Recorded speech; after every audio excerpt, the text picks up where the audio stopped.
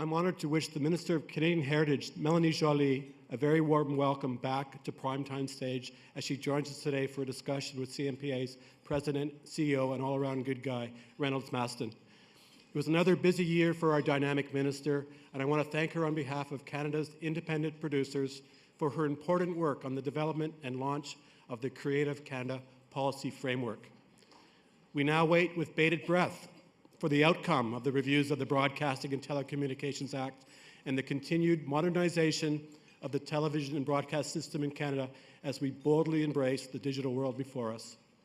Now, I don't want to steal Reynolds' thunder from his Q&A, but I did want to take this opportunity to make two observations for the Minister to consider. Firstly, we embrace her recent statements, making sure there is zero tolerance for sexual harassment and psychological harassment in our workplace. Bad behavior is bad behavior, and it's always been bad behavior, and it cannot be allowed to be present in our workplace in any way. We as an industry must work hard to ensure that zero tolerance is achieved quickly, and is not mere rhetoric. Secondly, I would ask the Minister to look closely at the fragile state in which we find the Canadian children's television environment these days. Consolidation has dramatically reduced the number of traditional broadcast homes for this important genre of production. Furthermore, as a result of the Let's Talk TV decision, there are fewer incentives today for the remaining broadcasters to expand their commissioning of kids' content. Statistics reveal a serious reduction in the amount of children's content being produced in Canada. This is concerning. Children's programming has long been a genre where Canada has excelled, both in the creation and the export of our compelling kids' content. It is also concerning, however, because the ways in which our children watch content is morphing before our eyes. In this evolving landscape, it's crucial that we all work together to ensure that young Canadians can find and watch domestic programming that speaks to them in a meaningful way, is available however, wherever, and whenever they choose to access that content. Given the Minister's laser-like focus on ensuring a bright future for Canada's production sector, I'm confident she shares our interest in the continued success of children's and youth programming in Canada, and I look forward to working with my colleagues across the industry to make this happen. With that, I invite you to join me in welcoming to the stage the Honourable Mélanie Joly, Minister of Canadian Heritage, and the CMPA's Reynolds Maston.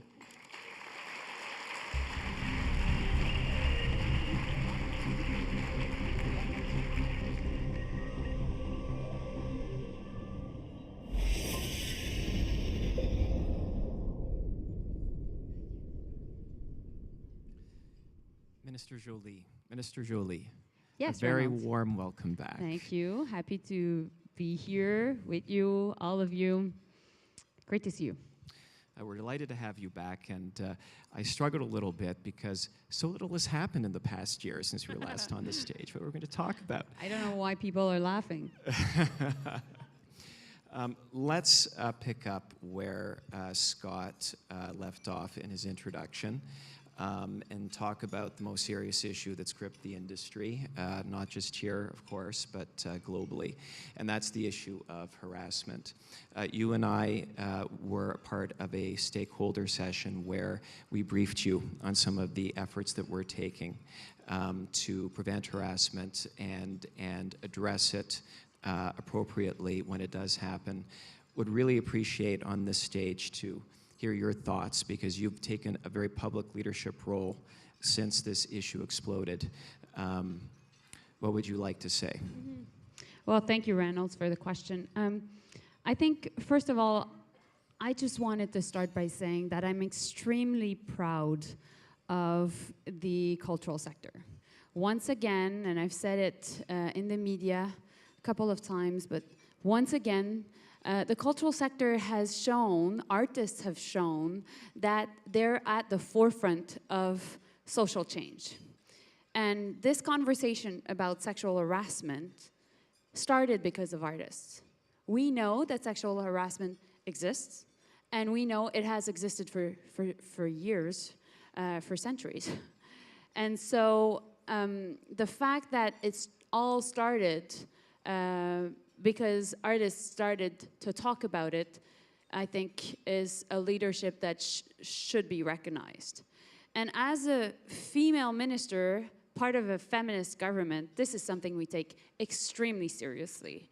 So I've asked my department to come back to me with recommendations in order to make sure that there's zero tolerance in terms of harassment. And we have a role as at Canadian Heritage in actually using the tools that we have in order to not only make sure that there's a code of conduct that is followed, that there's training that is given, or that we can support good processes to deal with complaints, but also to support more women that can actually tell stories and create great content in order to create more gender parity within the sector. Yes, absolutely. Thank you. Parlons maintenant de l'accord de partenariat transpacifique. C'était une grande nouvelle de la semaine dernière et c'était clair que le gouvernement s'est efforcé d'assurer que notre industrie soit protégée. Et nous savons que c'était grâce à vous, en grande partie. Vous avez travaillé avec acharnement pour assurer que ces protections-là soient dans l'accord. Nous vous félicitons. Merci infiniment pour ça. Mais qu'est-ce que ça signifie pour les gens qui sont dans cette salle? Mais écoutez, quand on est arrivé au gouvernement, on a hérité d'une négociation qui avait été faite par le gouvernement Harper sur le TPP. Et dans la négociation du TPP, il y avait essentiellement une grande ouverture pour que l'exception culturelle, telle qu'on la connaisse, ne s'applique pas sur le web. Et donc, à partir de ce moment-là, je l'ai entendu de plusieurs d'entre vous, la préoccupation de ne pas être en mesure d'avoir, en fait, des mesures protectionnistes qui puissent s'appliquer aux plateformes numériques.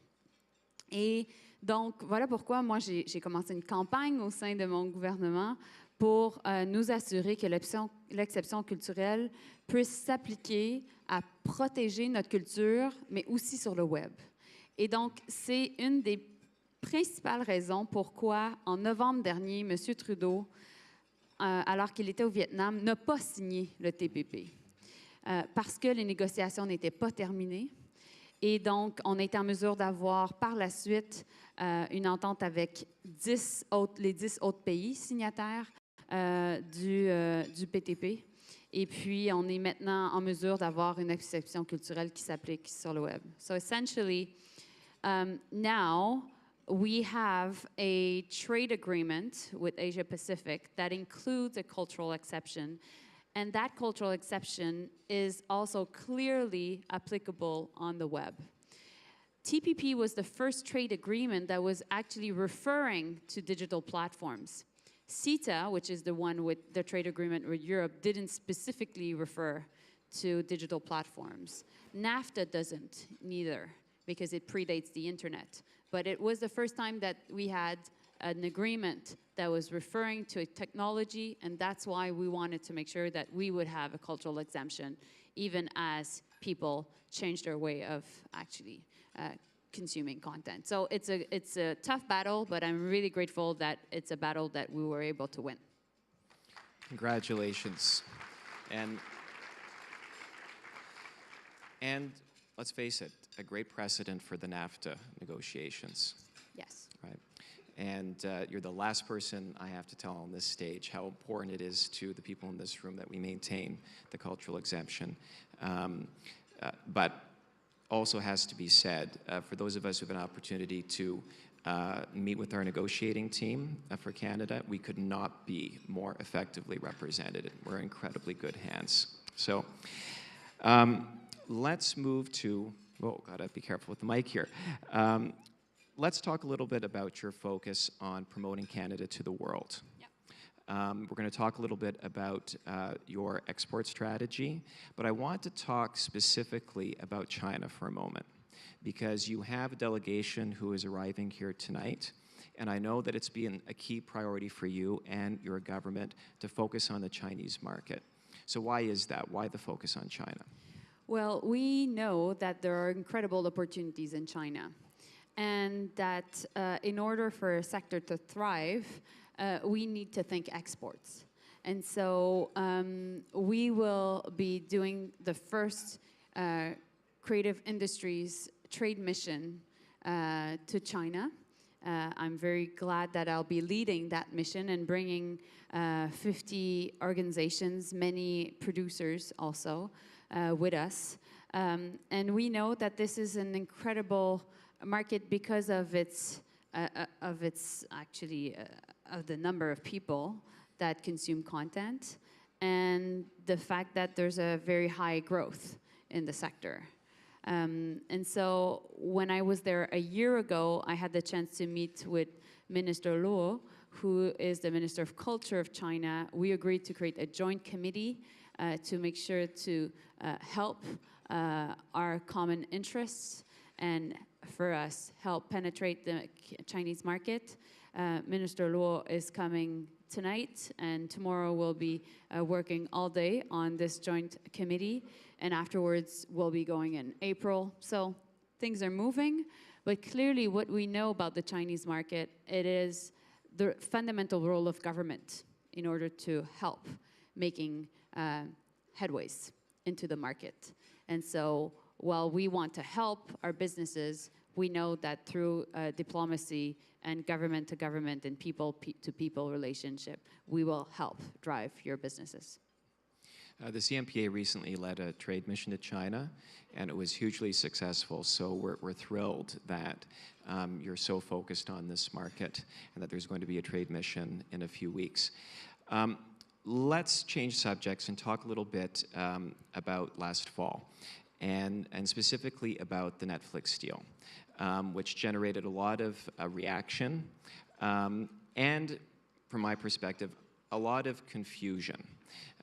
Because the impression that I got from some of the reaction was that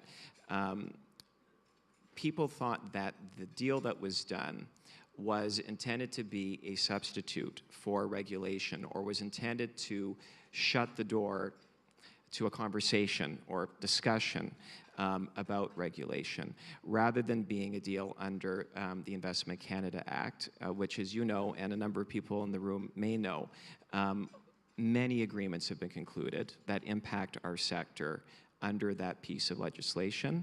This was the first one with Netflix, of course, and OTT service, but it's by no means the first one. So I was hoping to just ask you, do you think those things got confused in terms of what the deal was about and what it wasn't? I think there was a lot of confusion and also a lot of surprise. And being a Québécoise and a francophone, I understand why especially the Quebec population and Quebec market reacted to the deal, because there's a very strong anxiety that has always been there with francophones, that actually we need to protect our language and our culture in order to survive. And that the state has a role to play in order to keep, in French I would say, le fait français, so the French fact in Canada. And so I think the reaction was much more linked to the fact that there was a fear that a big OTT such as Netflix could actually participate to the assimilation of francophones, because there's not a lot of French content on this OTT, and it's quite popular.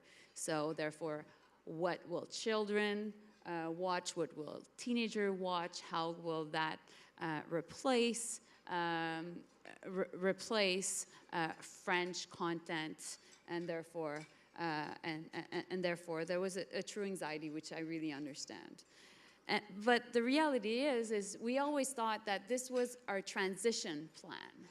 We always thought that we don't have the tools in our system right now to ultimately have a way to really protect our culture on the web. And therefore, the investment in Netflix was something that made sense. It made sense because it's $100 million per year net. For 5 years, there's a $25 million, so $5 million over 5 years in market development for French. And this is based on the fact that we were able to convince Netflix that the Canadian market was a great market. And, you know, there's been great co-productions made by Anne with an E with the CBC, or Alias Grace with the CBC, or Frontier with Discovery, and we could have much more of that. And not only that, we thought that that would bring money into the system in order to export great content, in order for our stories to be on this platform. Obviously, there's no tax exemption that has been negotiated. As a government, we would never do that. There's also no discussion or articles within the Investment Canada Act, well, actually, investment regarding the fact that we will never change our laws or regulate. That was never part of the conversation neither. And so, while this investment is something I think that is a net benefit to Canadians, and I really hope that the company will also invest in French content. There was a great news this morning. They just bought Les Affamés from Robin Aubert, who's a great horror movie, great movie. I think that the real conversation, and I really hope that we will be able to work together, is actually the review of the Broadcasting and Telecommunications Act. This is how we can fundamentally change how we have Canadian content in our country in the future. And so I really hope that while I understand that there's a lot of anxiety in the sector, that we can work together, and we can also work together to educate the Canadian population about the importance of Canadian content. Thank you very much for that answer, Minister. It'll reassure a lot of people in the room, and one of the things we've been talking a lot about is let's have the public policy debate through your review, what the future needs to look like. And in the meantime, let's make great programming with Netflix. We're thrilled to have Elizabeth Bradley, one of their lead executives. She's going to be here on the stage tomorrow. So let's take advantage of those opportunities while continuing to have the debate and move things forward. So let's talk about another element which arguably got overshadowed a bit by the Netflix deal, which was certainly for people in this room, huge. And that was your announcement of stopgap funding for the CMF.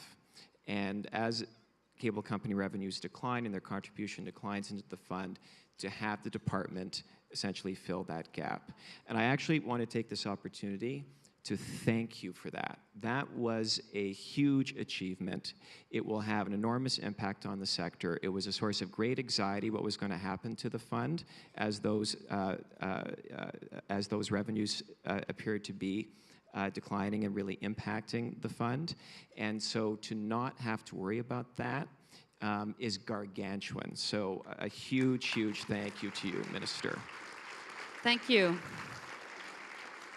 And because I heard so much the anxiety regarding the fact that the CMF funding was going down because of cable subscription going down, I really wanted to make sure that when we announce our cultural policy, we would include that in the announcement, rather than wait until the next budget, which will be in the coming weeks, to secure a bit more the sector. So what we've done is to create a backstop, but I think what also we've done is we heard from many creators and artists the importance of being able to invest at the early stage in order to have people across the country work in their different regions and create great content. And so now part of the CMF will also include some early stage funding. What we worked also is to develop the tools for you to find ways to have bigger budgets in terms of productions. So you know, with the great work of Telefilm, we became a member of Eurimage. So that really helped also. We worked on co-production treaties. Over the past 2 years, we've been able to sign a co-production treaty with China and have new co-production treaties with New Zealand, with Ireland, with Liechtenstein, with South Africa, and we're working always to modernize our approach. So CMF funding, co-production treaties, and actually we're in the context of the Broadcasting Act revision, we'll be looking at how can in the future we support production and who should be part of the system of supporting production of Canadian content. Wonderful, thank you. I have a follow-up question to that. A question that likely you won't be in a position to answer, and I know that. So it's really more of a statement disguised as a question that I'm just going to pose to you. And that is, when determining the amount of what needs to be sent to the CMF to compensate for the cable company subscription declines, what will be the starting point to figure that out? Will it be the point before the cable revenue began to decline, or at a later point? You can imagine what the preference of everyone in this room would be. But do you have any thoughts on that? We'll see how it goes.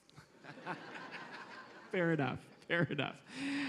Okay, so let us turn to another aspect of your Creative Canada framework, one which was also really embraced by producers especially, and that was simplifying, speeding up the tax credit system at CAVCO. And as you know, this was a big ask of ours going into the consultation, so we were thrilled to see it in your framework, and just wanted to ask you if there was anything you wanted to talk about specifically relating to that. Yeah. I know Reynolds and Hélène Messier also from AQPM told me how much the CAVCO process was frustrating and that there was so much red tape. So we decided to act upon that. And so you know, if you look at the last months, CAVCO has been processing a record number of files. So 400 per month. And so that's great news, and they've been able to reduce by half their waiting times.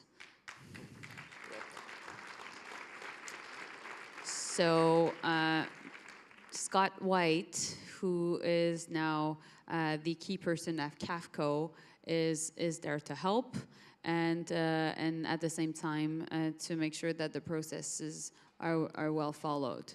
But we always want to make sure that this conversation continues, that you give us our feedback, because as a government, obviously, we want to ease the process, and we don't want this to be burdensome. Thank you, and Scott is doing a great job, and we're so glad he's in that role. Let's talk a little bit about your cultural export strategy and the new funding that you announced. Our members, of course, are laser focused on the international marketplace to finance and to sell their content. And one of the questions I've been asked a lot by our members is, as you develop the strategy, how we can provide input into what it looks like so you get maximum bang for your buck when you announce. So we announced $125 million more into our creative export strategy. This was actually in my mandate letter because it was to replace the cuts the Harper government had done when they cut ProMarts and trade routes. So I was very pleased to announce that new funding. And also, so concretely, where does that money is basically going? Well, now you have boots on the ground in important embassies and trade missions.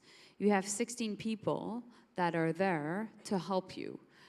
So I guess that on your tables you have a bit of information, but basically if you want to enter a market and you need help, please contact these people. Because we decided not to invest as much in cultural diplomacy, which is important, but much more in trade commissioners in order to really drive business, for the creative sector. Also, what we decided to do is, as I said, to push much more co-production treaties, to do Eurimage, and we will be looking into announcing our new creative export strategies in the coming months. If you have any ideas how we can do that, it would be great to hear from you. What I've always said is that we're looking also at supporting trade fairs. So, for example, the presence of Canada in important trade fairs, maybe, for example, at Cannes or MIPCOM. We just did that in Cologne for the video game sector. We're looking also at how we can support trade fairs here in Canada, such as TIFF, to showcase Canada and Canada's brand, and ultimately give you tools to create great people-to-people relationship, but also support in terms of marketing the Canadian sector, and that will help you actually in your business endeavors. One final question, also relating to the international marketplace. We're very lucky to have you as our cultural ambassador, and you do a phenomenal job for us. And you've had the opportunity to travel to a number of countries and see the cultural policies that they've put in place to meet their individual needs. And you also, I'm sure, would have gotten a sense in visiting those countries what the perception of our content is in those countries. And I was wondering whether you could speak a little bit to that in terms of what you've heard. So who has traveled internationally here in the past 2 years? Please raise your hand. Who has heard positive things about Canada in the past 2 years when traveling abroad? Well, that's it. So, you know, the World Economic Forum just released its new data. Canada as the best brand in the world right now, being the chief marketing officer, the CMO for the creative sector. I feel that I'm very fortunate of that context. But I think that what we want to do is that we want to build on that brand. So this is great that Canada is back and that we have a fantastic prime minister and people want to do business with us. But concretely, how is that helping people in the room right now? Well, you have the access to the trade missions and the knowledge in different key markets. You have a government that is really focused on and supporting local content here at home and also helping you export. So trade, the first trade mission to China. We're looking into potentially other markets should there be a demand. And really moving the needle in terms of ultimately helping you and your business to have access to new markets. And as I said, I'm always looking for great ideas, and I'm always looking at what other countries are doing, maybe South Korea, maybe England, United Kingdom. But again, I really think that Canada has always had a very unique cultural policy, and I think that that cultural policy can be also unique in a world where export is so important. Agreed. Minister, I know how busy you are. We're always thrilled when you're able to join us on the stage. I have to go to question period. And we hope, though, to continue the tradition next year and have you on the stage before question period next year. Thank you. So, merci à tous. C'est un plaisir d'être avec vous aujourd'hui. Bonne chance. Merci. Thank you.